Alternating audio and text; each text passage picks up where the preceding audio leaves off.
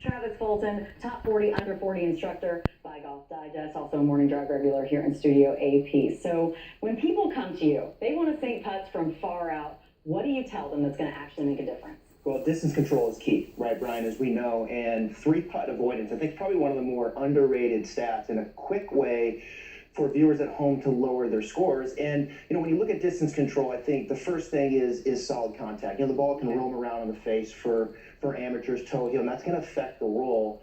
So we want to hit it in the center. So when you start taking that into consideration and you start looking at strokes and the most common errors, I think the key is when you look at the ratio of backstroke to forward stroke, I see a lot of players where the backstroke maybe will be here, and then the forward stroke will be much longer than that. So say maybe a 1-to-2 ratio. Okay. And the putter head can swing up quickly when you do that. You can catch it low in the face, out on the heel, toe, etc. So what you want to do is make it more 2-to-1. Stretch out the backstroke a little bit, but then the forward stroke's going to be about half of that. And I can Really? the putter head lower, and that allows you to catch it a little bit more in the center of the face, stays down lower, kind of all we saw from Rory McIlroy there with the left hand low.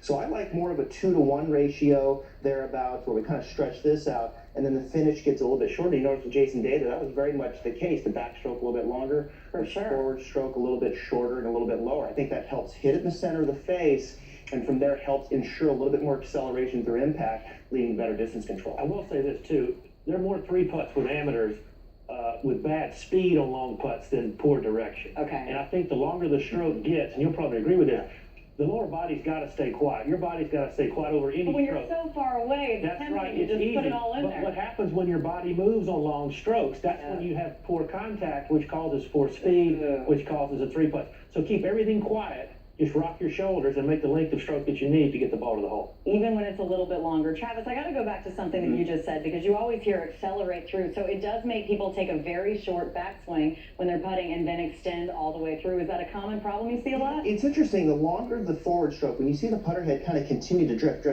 Yeah. as to your point, the body starts to kind of move with it. It has to because of the length of the follow through. And when you look at the putter head, the putter actually starts to go through kind of a slight deceleration phase through impact when you see this putter head really lengthening out on the stroke. So when you firm that up and you start to kind of think about a little bit lower end point here, Yep. okay, the acceleration phase, I think, is a little bit tighter through impact. I think it helps hit more of the center of the face. So you can start to I think kind of ensure more solid contact from this 2-to-1 ratio, and you can start to promote a little bit more acceleration through the strike by shortening up that finish a little bit as well. Excellent information from both of you guys. Much more coming your way. It's National